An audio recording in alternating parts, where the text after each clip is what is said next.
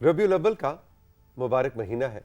नबी करीम सल्लल्लाहु अलैहि वसल्लम की शान में सना पेश करना। अभी सलमा हमसे गप लगा रही थी, बात कर रही थी और बहुत ही खूबसूरत हमदिया कलाम और नातिया कलाम हमने उनसे सुना, और वो भी यही बात कर रही थी कि सिर्फ सना बयान कर देना काफ़ी नहीं है, जब तक दिल जुड़े ना उस सना के जो अल्फाज हैं उनके साथ और आप दिल से उसको अदा ना करें। बिल्कुल इसी तरह से हम देखते हैं कि 21वीं सदी के तकाज़ों को मनहूज़ खातिर रखते हुए हमारा आज का नौजवान जो है वो कई दफ़ा एक अपनी आइडेंटिटी के क्राइसिस में आ जाता है कि मैं कौन हूँ, मैं एक मुसलमान बच्चा हूँ, और आजकल के डिजिटल दुनिया के तकाज़ों को मलहूज़ खातिर रखते हुए मैंने किस तरह से अपनी ज़िंदगी को लेकर चलना है, अपनी शख्सियत साजी कैसे करनी है। और ऐसे में डॉक्टर इरफान शहजाद जैसे स्कॉलर्स जो हैं वो रहनुमाई करते हैं और हमें बतलाते हैं कि हाँ, अभी तो 21वीं है, फिर 22वीं भी आएगी और फिर 23वीं भी हम ना होंगे, लेकिन ये दुनिया इसी तरह तरक्की करती चली जाएगी। तो क्या है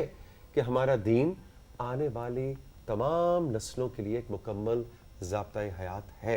इसको प्रूव करने के लिए फिर रिसर्च होती है, लोग PhD करते हैं, कुतुब लिखते हैं, हम उन्हें पढ़ते हैं और उनके इल्म और फहम से इस्तिफादा करते हैं। आज यही सोचकर हमने डॉक्टर इरफान को मदऊ किया है और कुछ उनसे यही जानेंगे कि भाई ये इंस्टाग्राम और ये टिकटॉक की दुनिया के अंदर क्या हो कि हम अपनी शख्सियत साजी ऐसे करें कि हम नबी करीम सल्लल्लाहु अलैहि वसल्लम की सुन्नत नबवी से उनके जो इरशादात हैं और उनका जो उठना बैठना, ख़ास तौर से बच्चों के साथ जो उनका रवैया था, उससे हम इस्तिफादा करें और आज के इस दौर में उसको अपनी लाइफ स्टाइल का हिस्सा बना सकें। डॉक्टर साहब गुड मॉर्निंग, अस्सलाम वालेकुम। जी वालेकुम अस्सलाम। अभी तो 21वीं है जी, 22वीं और 23वीं भी आएगी, क्या जी। वो और ज़्यादा मुश्किल दौर होगा कि हम कनेक्ट कर सकें दीन से? जी मैं समझता हूँ कि वो दौर इस लिहाज से ज़्यादा आसान हो जाएगा कि अगर हम अपने बच्चों का ताल्लुक़ दीन से इस हैसियत से जोड़ दें कि दीन भी एक इल्म है। हम अगर उसको सिर्फ़ एक रवायात का मजमुआ बना के उसके सामने पेश कर दें जिसमें कुछ सोचने समझने की कोई चीज़ ना हो, तो वो चीज़ें फिर आगे नए चैलेंजेस का मुकाबला नहीं कर सकती।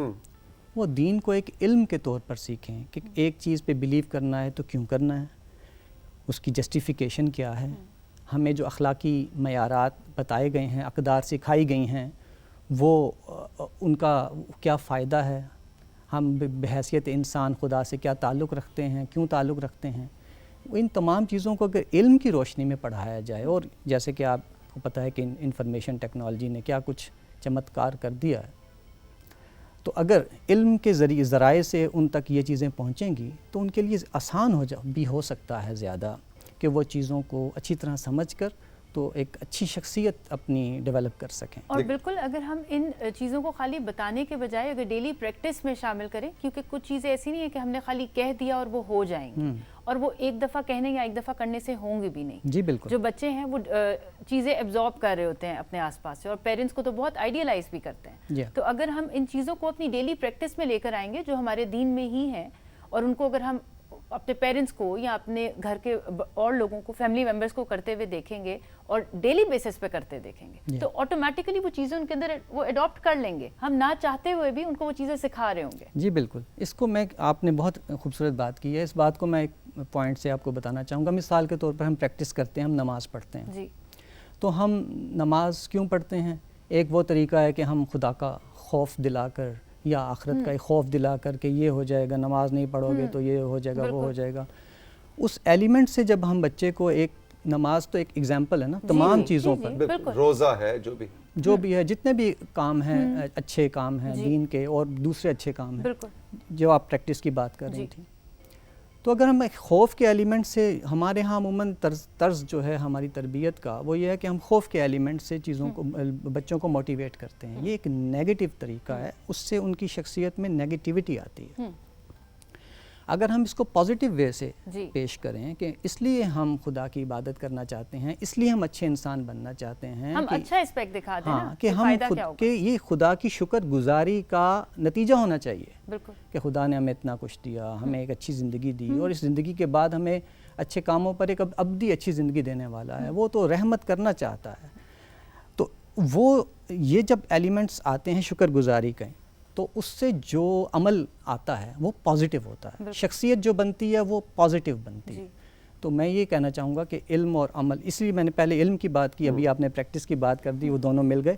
تو علم اور عمل کے درمیان میں اگر پازیٹیو موٹیوز رکھیں گے، اور وہی دین ہے اصل میں، تو وہ ایک اچھی چیز سامنے آئے گی. اور اگر آپ نیگیٹو رکھیں گے تو اس کے نتائج بہت منفی نکلتے ہیں. اور وہ برقرار رہے گی. جب آپ ایک بچے کو خوف دلا کے کرتے ہیں نا، تو ایک ایج تک وہ ماں باپ کے خوف تک، یا جب تک ماں باپ سامنے ہیں، وہ دین کی طرف چلے گا. لیکن ایک ایج میں آ کے جب پیرنٹس ہر وقت تو پیچھا نہیں بچوں کا کر سکتے، اس کے بعد جب وہ بڑے ہوتے جائیں گے تو وہ کس وقت جو ہے نماز پڑھنا چھوڑ دیں گے، یا کس وقت اپنے اور کام جس طرح روزہ رکھنا ہے، یا اور ایک اچھا انسان ہونا بھی ہمارے دین میں ہی ہے. تو اگر وہ چیزیں بھی چلی جائیں گی، اگر ہم شروع سے دل میں ان کے محبت ڈال دیں گے، اور وہ آپ والی بات کہ اگر پازیٹیو چیز ڈالیں گے تو وہ آٹومیٹکلی ان کی روح میں وہ چیز بس جائے گی. جی بالکل. پیرنٹس کو اس بات کا احساس کرنا چاہیے کہ دین بیزاری کی بڑی مضبوط ٹرینڈز چل رہے ہیں، اور اگر آپ خود اپنے بچوں کا تعلق خدا سے اس حیثیت سے بناتے ہیں کہ وہ تو بس سزا دینے کے لیے بیٹھا ہوا ہے، تو کیا ہوتا ہے کہ وہ بیزار ہو جاتا ہے. اور دوسری طرف دین بیزاری کی بہت تحریکیں بھی چل رہی ہیں، ایتھیزم ہے اور بھی بڑی چیزیں ہیں. تو اس کی وجہ سے وہ بچہ جو ہے بعض کا جو ہے وہ جب بڑا ہوتا ہے تو دین سے بیزار ہو جاتا ہے. تو یہ بہت کیونکہ ہم نے اس کو دوستی کرنا سکھائی نہیں. دوستی کرنا سکھائی نہیں. ایک طرف تو ہم یہ کہتے ہیں کہ رب سے دوستی کرو، اور دوسری طرف ہم اس سے خائف کرتے ہیں. تو آپ دوست سے تو خوف نہیں کھاتے. بالکل. آپ دوست سے تو شام کو ملنا چاہتے ہیں کہ وہ آپ کا دوست ہے.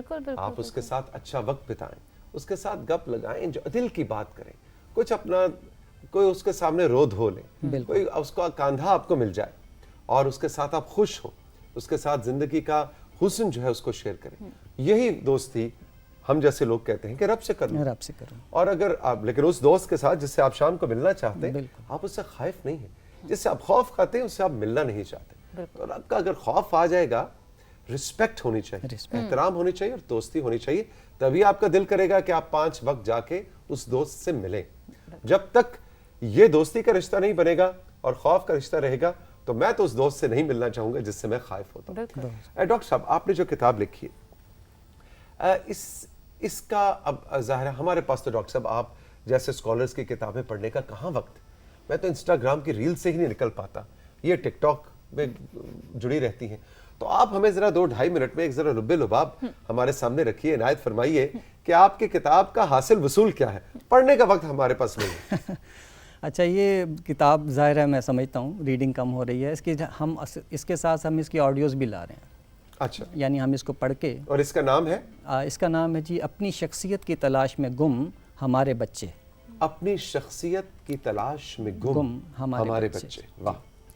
تو اس کتاب کا جو لکھنے کا محرک تھا وہ یہ تھا کہ کچھ بچوں کی تربیت میں، چونکہ میں پیرنٹ بھی ہوں، میں ایک ٹیچر بھی ہوں، اور معاشرے کا ایک آبزرور بھی ہوں، تو اس کے حساب سے میں نے کچھ ایسی چیزیں نوٹ کی ہیں اپنی سماج میں، اپنے بچوں کی تربیت میں، ہمارے ارد گرد، اسکولوں میں، ہر جگہ، کہ جو کہ کہیں ڈسکشن میں نہیں آ رہی تھیں.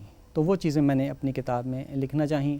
مثال کے طور پر اس میں نے یہ بتایا ہے کہ بچے کے ذہن میں خدا کا جو پہلا تصور آتا ہے وہ پیرنٹس سے اور اساتذہ سے آتا ہے. ان کی شخصیت کو دیکھتا ہے، اس سے وہ انالوجی بناتا ہے، اور وہ اس شخص وہ جو تاثر پیدا ہوتا ہے اس سے کیا نتائج نکلتے ہیں سوسائٹی میں، کس قسم کے دینی مزاج پیدا ہوتے ہیں. اچھا، انٹرسٹنگ. اس کے علاوہ میں نے پھر اس میں یہ بتایا ہے کہ جبری تعلیم، یعنی ہم نے تعلیم کا ایک جبر قائم کیا ہوا ہے. جس طرح سے میں نے ایک لائن میں اس کا بتا دیتا ہوں میں، کہ جس طریقے سے میں نے کہا کہ کچھ بچوں میں تعلیمی رجحان نہیں ہوتا، کچھ بچوں میں تعلیمی رجحان نہیں ہوتا. ہم نے یہ تو مان لیا ہے کہ کچھ بچوں میں مثال کے طور پر میتھمیٹکس سیکھنے کا رجحان نہیں ہے، چلو اس کو ہم لٹریچر کی طرف لے جائیں. کسی میں لٹریچر کا رجحان نہیں ہے، چلیں وہ میتھس کی طرف چلا جائے، سائنسز کی طرف چلا جائے. یہ تو ہم نے اب تسلیم کر لیا. یہ ابھی تک تسلیم نہیں کر پا رہے ہیں کہ کچھ بچوں میں تعلیمی رجحان نہیں ہوتا. ٹھیک ہے. وہ پڑھ ہی نہیں سکتے. ٹھیک ہے. اور وہ غیر رسمی طور پر چیزوں کو سیکھتے ہیں، غیر رسمی طور پر انفارمل اسٹڈیز کے ذریعے. انفارمل ان کو بھی زبردستی ہم کہتے ہیں کہ جی آپ پڑھتے ہی چلے جائیں. اس کی وجہ سے تعلیم پر بھی بوجھ پڑتا ہے اور بہت سارے مسائل کا سامنا کرنا پڑتا ہے. تو میں نے یہ ریکمینڈ کیا ہے کہ پرائمری تک بچوں کو ضروری سکلز کے ساتھ پڑھایا جائے، اس کے بعد ان کا ایپٹیٹیوڈ ٹیسٹ ہو، اور جو تعلیمی رجحان نہیں رکھتے ان کو ووکیشنل کی طرف لے جائیں، سپورٹس کی طرف لے جائیں، کاروبار کی طرف لے جائیں، لیکن ان کو زبردستی جس طریقے سے ایک تعلیمی رجحان رکھنے والے بچے کو کسی کام پہ ڈال دینا ظلم ہے، اسی طریقے سے ایک تعلیمی رجحان نہ رکھنے والے بچے کو تعلیم میں ڈالنا مشقت ہے۔ واہ واہ واہ، تو اس قسم کی کچھ چیزیں بڑا تھیں۔ انٹرسٹنگ کانسیپٹ ہے، مشقت کا لفظ آپ نے استعمال کیا ہے جی، کہ وہ بھی ایک طرح کی جبری مشقت ہے، لیکن آپ نے پرائمری تک کہا، کیا ہم اس کو سیکنڈری تک جی یہ ڈیبیٹیبل ہے، ہم اس کو کچھ سیکنڈری تک اس کو لے کے جانا چاہتے ہیں، کچھ میٹرک تک بتاتے ہیں، پر میری تجویز ہے، ہو سکتا ہے کہ ہم ڈیبیٹ میں آئیں اور اس کو سیکنڈری تک لے جائیں یا میٹرک تک لے جائیں، لیکن میری فی الحال یہ سوچ ہے کہ پرائمری کافی لگتی ہے مجھے۔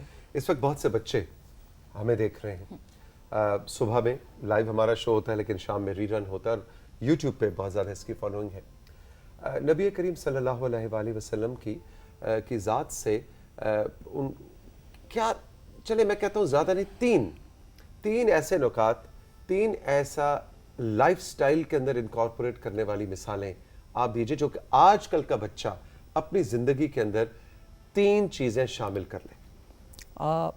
میں جی بالکل، بہت اچھی آپ نے پوائنٹ دیا ہے۔ ہمارے ہاں سیرت رسول بہت بڑی موٹیویشن ہے لوگوں کے لیے اپنے دین پر عمل کرنے کے لیے۔ میں اس پر یہ عرض کرنا چاہوں گا کہ سیرت رسول میں ہم یہ دیکھتے ہیں کہ آپ صلی اللہ علیہ وسلم جب نماز پڑھتے تھے تو بچے آپ کے کمر پر چڑھ جایا کرتے تھے۔ آپ ایک حدیث میں یہ بھی روایت موجود ہے کہ آپ اپنی نواسی امامہ کو نماز پڑھتے ہوئے اٹھا لیتے تھے، اور جب رکوع سجدہ کرتے تھے تو اس کو زمین پہ رکھ لیتے تھے، پھر جب کھڑے ہوتے تھے پھر اٹھا لیتے تھے۔ یہ تصورات سبحان اللہ، ہمارے ہاں افسوس کی بات یہ ہے کہ نہیں آ پائے۔